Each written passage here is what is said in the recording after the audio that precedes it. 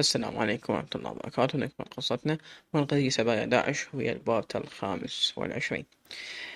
دائما من نمر بعدة ظروف حاليا نشوفها تاخذ مكان كبير في المشاعر، ودرجات الحزن بها تختلف. أكو حزن يبقى بالقلب، ومهما مرت عليه الأيام وليالي وممكن سنوات تبقى كما هي، كأنما يتجدد ودائما نكرر شلون ننسى. وبل يا ترى بعد كل اللي صار شلون ننسى؟ وفعلا ننسى. ومرات يمرون بحياتنا ناس شافوا جزء كبير بحياتنا ويمدون جذورهم بقلبنا، وضحكتهم أيامهم وسوالفهم تجكي قلوبنا، وجمعنا ذكريات وتفاصيل كلمات دافية. بس لو فجأة نفس الأشخاص بيوم وليلة يفارقونا، نفس السن وانقلانا، من إذا انقلع السن دفعة واحدة بدون بنج، بدون أي شيء، شنو يصير؟ يصير نزيف ويصير أثر، والألم ياكل بالروح. آكل نفس الشخص اللي ينقبض لحمه هو عايش، هيج لجمات القلب. نهدى ونسكت، نصير أكل كلام، أقل كلام، نبتعد، نخاف نبتعد، نتقرب من أحد. كل زاوية بالبيت إلها ذكرى، هنا ضحكتنا وهنا حكينا وهنا بكينا. حتى الحكاية على اللسان تذكرنا بيهم. وش قد ما راح تحكي وجهك وألمك وحزنانك واشتياقك، ما حد راح يحس ويوصل للنقطة اللي انت رايد أحد يفهمك بيها ويحس بيها غير نفسك. ما حد يشوف الشخص كل ما انت شايفه، ولا يحس باللي انت حاسه. شلون ننسى وشلون نعيش وشلون نرجع لحياتنا مثل ما كانت؟ فتحت عيني مغوشة، حسيت نفسي بالسيارة، رجعت غمضت. صورة حرب، هاجر ورمح، وصورة ورا صورة تجي براسي. دخلت وانصدمت، ضج براسي، صريخ وانفجارات، صوتي من أصرخ، وصوت رمح وصوت هاجر ومنظرها.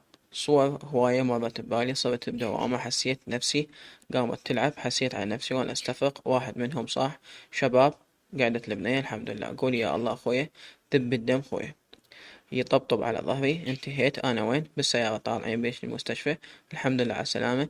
هاجر ورمح. عافية، تنفست بصعوبة، خرخشة بصدري، راسي ملفوف، ووجهي مشنج، وبلعومي يشخط. بلا عبالك متجرح.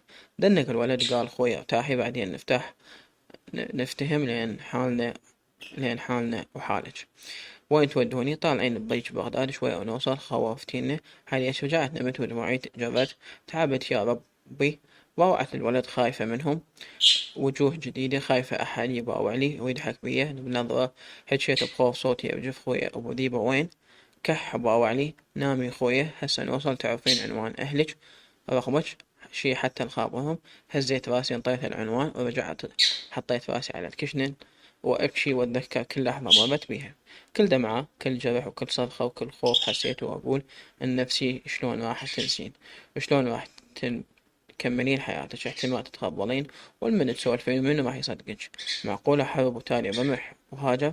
شلون راح تنسين ريام؟ شلون؟ صح الولد. فزيت من تفكيري. ها علي وسجاد شلون وضعه؟ لا بالله آخ. شلون زلمة؟ استغفر الله. علي هديت حيلي وباوعت عليه. شنو؟ باوع لي وحكى اللي وياه حسين سجاد أبو علي بن انعاش، ويقول لك حالته خطرة. موات السايق سرق السيارة وظل يسوق سريع، مشت بينه السيارة. فقريت لوحة: بغداد ترحب بكم. نزلت دموعي وأنا أحبس أنفاسي، ما أريد هوا بغداد يطلع من ريتي. أنا بحلم لو بعلم. يا رب معقولة خلصت؟ بكيت بقهر. حكى الولد وياي: هانت خويا، خلصت والحمد لله على سلامتكم. رمح أبو ذيبة: أترجاك خويا، ما استشهد عافية. وهاجر هز راسه ودار وجهه. درت وجهي: ليش ما يحكي؟ مو ما بدها بروحي. ايش قد مشت بين السيارة، بس تخفى عيني أفز أنا برعب ودموعي تنزل وراها. ما نمت، وبعد كل شوية أتغير إن مدة روحي، وكل شوية موقفين السيارة أغسل وأرجع أصعد. تعبت أنامن وأرجع أخلي راسي على الكشن، وطلعت روحي لحد ما دخلنا شوارع بغداد. بقيت عيني على الشوارع وأتنفس هواها، ردت لي روحي. ما بغيت لوحة ما قريته، ما بغى إعلان ومحل ما قريت اسمه. كل ألا أريده ما أفارق دموعي. بطلت نوح وبكي. ايش قد تألمت يحجون وأنا ببالي مو يمهم. لحد ما واحد قال: أبو ذيبة زلمة هذا لو جبت اسمه لازم توقفي له احترام. وعلي تربات الشاجور جابوه تربية. أبو رائد بعد. باوعت للولد: خوي عافية رمح زين، عافية كلي. خويا ما ندري وعلي لأن الانفجار كان كلش قوي. البيت كان بيه أسلحة وشظايا. كتلت 5 من ولدنا والباقين جرحى ما ندري بيهم هسه. نوصل ونشوف هسه أنا خابرت يبلغون المستشفى من هناك أهلك يجون لو ناخذك لهم. سكتت درت وجهي قلبي صار بنبض بقوة من قال أهلك 100,000 شغلة براسي. فرحت شوي وشلون راح يشوفوني وجسمي رجع يرجف. أكثر خوف قلق وفرح وتعب ونفسي وجسدي. وصلنا المستشفى وقفت سارة خايفة أخاف أنزل. لفيت وجهي بالشال ودموعي تجري عظام جسمي طالعة محدبة. فززني صوت الولد صاح سدي بسرعة. نزلت رجلي من السيارة تتراجف وقف ما بي أوقف. قضبني الولد من إيدي قوة. رفعت راسي الناس تضحك بي. رجعت نزلت راسي بقيت أبكي حيل. أريد لزم قلبي وأريد الوقف. ما أقدر جسمي يرجف وقلبي يرجف. بادت رجلي وظليت أطق سن بسن. انتهيت من بكي ودموعي تجري باستمرار. خايفة قعدت على السيدية. ما كان أكو أحد بالطوارئ إلا كم واحد. ركضوا الأطباء بي دخلوني الغرفة وصاروا يعالجون بي. هذا اللي يخيط وهذا اللي يمسح وجهي من الدخان والتراب والدم وهذا اللي يحكي يصيح هذا اللي يعقم. وأنا عيني على الباب. هسه يجون مرة ساعة ساعتين. تنقت وأنا أسمع صوت فزز كل شي بروحي. ريام خويا وينك؟ دفعت الطبيب وطلعت يركضون ورايا. وقفت وكان أشوف سلمان وأبوي وأمي إلا وقعت على من طولي. حسيت غير أنا بحضن أبوي ويصرخ ولازمني وعاصمني. صحيت بابا هذا أنت؟ لبيت روحي على صدر وشهق أبوي وظل يتراجف ذب علاقته وظل يدق على راسه ويصيح ولكن بنتي رجعت ويصيح رجعت بنتي. وأخويا يبوس وجهي وإيدي والحمد لله. موقف مستحيل أقدر أوصفه. يحضنون ويبوسون بيه والصريخ والبكي. بكينا اللي بالمستشفى والتموا علينا الناس يبكون ويانا هواية ومن عارفه أنا كنت مخطوفة. ورجعت اشتروا شكليت وطشوا علينا وبقينا نبكي واسألهم عن أمي قالوا وقعت. أغمى عليها. رحت لها للغرفة وأنا قاعدة بالعربانة وأبكي وأصيح وينها أمي وينها ولك يوم. دخلت الغرفة وأشوفها يشكلون إلها مغدي. رحت يمها بوس إيدها برجلها وإيدها وأشم ريحتها وأضحك. أريد أحفظهم وأبكي يما فدوة. قومي شوف عيونك.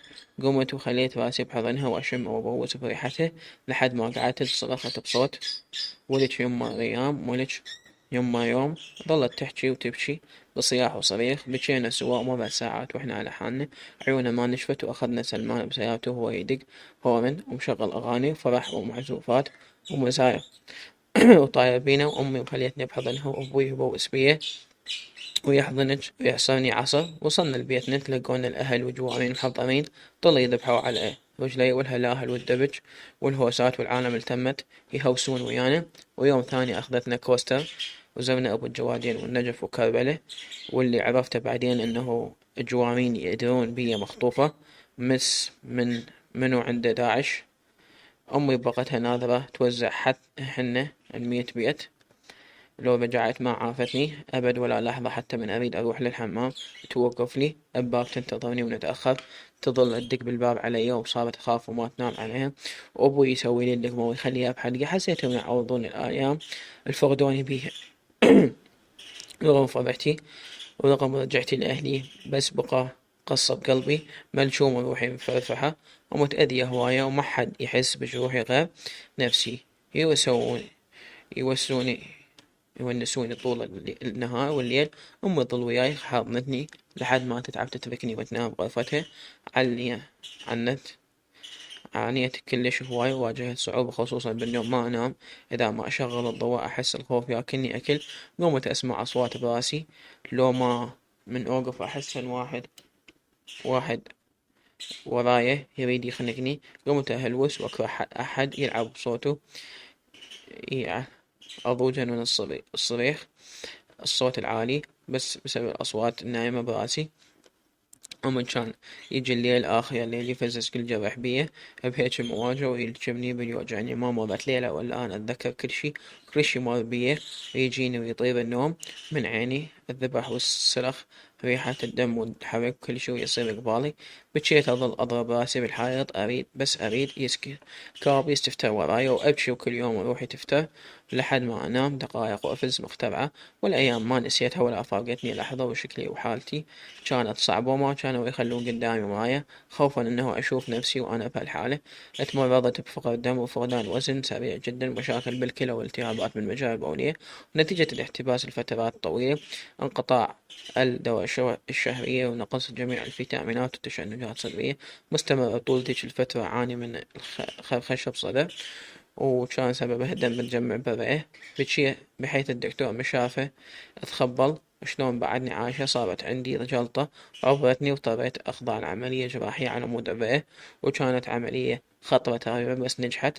صرت أخلص من مرض وأفوت مرض. كل هذا غير الأمراض النفسية اللي ما حد يدري بيها.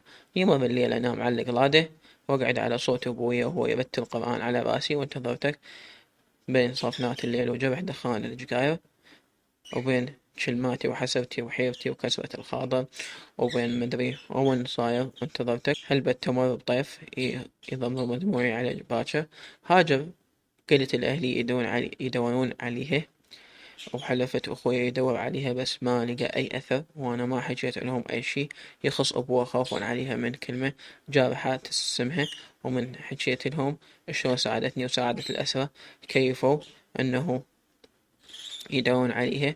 تأذيت من كل مرة يخيب ظني ويجي أخوي يقول ما لقيته وكلما فقدت الأمل أمي تحس بيه وتجي بنص الليل تخلي راسي بحضنها وتلعب بشعري لو تمشط لي على أثرها أقفى شوية بس التعب أخذ من حيل حيل والتعب الذكريات أخذت عافيتي تعب وأنا أفكر ميتين لو عايشين. بدأت أعرف حتى قلبي يبرد شوية عليهم شعور صعب من تعرف جواب ما تعرف جواب للسؤال اللي براسك ويظل ياكل بيك وبروحك. بكل ليلة أحتاج شي يواسيني قلبي يصبرني غير دموعي وحسرتي. لجأت للشعر اللي حسيت يوصف جزء قليل من اللي بروحي ومنها. مرت الأيام والليالي لا جديد بحياتي صرت هادئة وكتومة ضعيفة ومالي خلق أحس بهالفترة اللي ما طلعت من البيت أبد رغم توسلات أهلي إنه يغيرون الجو علي بس رفض قاطع أطلع لأن كانت حالتي ما تسمح لي وأخاف من الناس خوف مو طبيعي وأخاف أطلع واحد يشوفني. الحزن احتوى قلبي وطلعت لذة الحياة من عيني اعتزلت كل شي حتى صديقاتي جو كل مرة يبدون يشوفوني قفلت باب الغرفة علي وقعدت أبكي. وحتى أهلي أكثر وقتي كان بالغرفة متمددة وأبغوا على جروح خلف الاختطاف والمعاناة اللي عشتها. بيوم أجا أخوي ها ميمة شلون صار راسك حط يده على راسي كان شعري شوية طالع منه باس راسي وقعد باع ريمة راح أخذك الدكتور تجميل يشيك جسمك والجروح عندك حروق ليش ويبقى أثرها نعالجها من هسه وتخلصين. هزيت راسي ورجليك هم خياطها مو زين ومشوهة رجليك ضحكت بيه لا عوفة ما أريده ليش ريمة شكلها يرجع مثل ما قبل وأحسن والدكتور عارفة شاطر. تذكرت روح من خياط رجلي قصيت بعبرتي قلت له لا سلمان أنا ما عندي مشكلة برجلي براحتك ما تقومين أطلعك للزواج شوفين الأجواء بالليل تخبل. لا ماني نفس هز راسه وطلع فتت الفيس وقعدت أكتب اسم حرب ورمح لعني ألقى شي يوصلني إلهم حتى لو بس صورة اللهم أحتفظ بيها. وماكو هاجر ما بطلت أدور عليها وأدعي لها وأخاف عليها. عوضوني أهلي على دكتور تجميل معروف ببغداد رفضت إنه يجمل رجلي وردت أحتفظ بشكلها لأن من يترمح ما أعرف يجوز شي غريب كذا قلادته وما فرغت رقبتي مثل ما قلت وما طلعت من أي مكان رغم العزايم اللي أجت ورغم أقاربنا بقوة كل أسبوع إذا مو كل يوم يجون عندنا ما أطلع أبد أقفل الباب وأقعد أتصفح بالنت اعتزلت الناس بصورة عامة نهائيا. فد يوم عندنا خواتي وقاعدات بالغرفة يسولفن وأنا كنت بالغرفة الثانية أجيت آخذ تليفوني خليته على الشحن وكان أسمعهم يحجون والله صوت أمي يعني أنا تفشلت قدام عيالي ولعبت نفسي من حكيت لهم مالهم فوق كل هذا يحجون يجون على مودها تروح تنام بالغرفة حتى سلام ما تسلم. نوب ترى عيب هالحكي، هاي أختك شلون ترضيها؟ شو أسوي هي؟ يعني قابل كذب؟ يعني حتى ما رحتوا فحصتوها ولا جبتولها طاري ولا فتحتوا لها موضوع؟ شو سوولها داعش بنية وحلوة وشابة وبغيت هواي عندهم وتريدهم ما يسوولها شي ولا يوم ولا يومين ظلت بس من وقتها؟ هذا الكلام أختش تعبانة تشوفين نفسيتها زفت حتى طلع ما تطلع من ورا المرت بي. والله ما حكيت كذب وأنا خايفة عليها ولا عبالك الناس ساكتة ترى شايلين اسمها وراقعين بالقاع. هذا اللي يقول فتحوها وهذا اللي يقول شاردة وهسه رجعت وهذا يقول مصاحبها وجابها. هسه أنا العيل العيل كله قلتوا ما تشوفين حالتها على الأقل واحد يطمن ويلطم حكي الناس. مو أنا عيالي ما أدا أخلصهم منهم. صدق تحجين هاي عود انتي اختها وهيجي تحجين شبقيت الغريب. والله عيب عليش بالقرآن، عيب ما تخافين عليها. والله ما حجيت إلا صدق والصدق ما يعجبكم. قلت لأمك اخذيها وكشفي عليها وشوفي شرفها ماخوذ لو لا. قابلهم ودواع شوية وماكو وحدة طلعت منهم سالمك. لعبتني نفسي بهذا كلامك ولج خافي الله حرام عليك من مو الستر والسمعة خيط من العافية واخذي عنك واخذي عني. ولو سمعتش تحجين قدامها وتلمحي لا طيح حظك ما ناقصيها البنية اللي بيها كافيها. حطيت ايدي على حلقي ورحت للحمام بكيت بكي لحد ما راسي ضل يوجعني. غسلت وطلعت الغرفة لفيت راسي ونمت وانا كلامها يدق براسي. كانتني امي اتغدى ما قمت ولا رفعت راسي. وفترة تكرر نفس الموضوع. أختي قامت تحكي الأم وتدق على راسها وتنق نق. أختي نفسها زوجها ضابط سلم روحه سلاحه وشرد من طبه داعش للموصل. ظلت تحكي وتنقنق على راسها ما تشوفها ما تطلع وليش ما عازلة روحها بحيث صار خواتي كلهن يحجن حتى اللي كان يدافع عليهم صار يحكي ويشك بيه ويردون يفحصوني. بس كنت اتصنت عليهم من يجتمعون وما كانوا يحجون قدامي شي حتى قدام ولد سلمان حجوا وصاروا ما عندهم غير هالسالفة. ايش قد انجرحت وتمنيت لو ميتة ولا راجعة واسمع هالحكي. ذكرت كلام حرب وهو يوصيني وهسه ضحكوا حرف حرف واليقار ظلوا يزيدون كلامهم يدوسون دوسة ونص وصار تأليف وحكي أكثر من اللازم وكله وأمي ما فاتحتني بالموضوع وأنا خجلت على أنه شلون أقلها وديني أفحص عذريتي حتى يتأكدون. تعبت ومرض عندي حيل. صرت أفرش سجادتي وأدعي لو روحي تخلص وأموت لو الله يساعدني.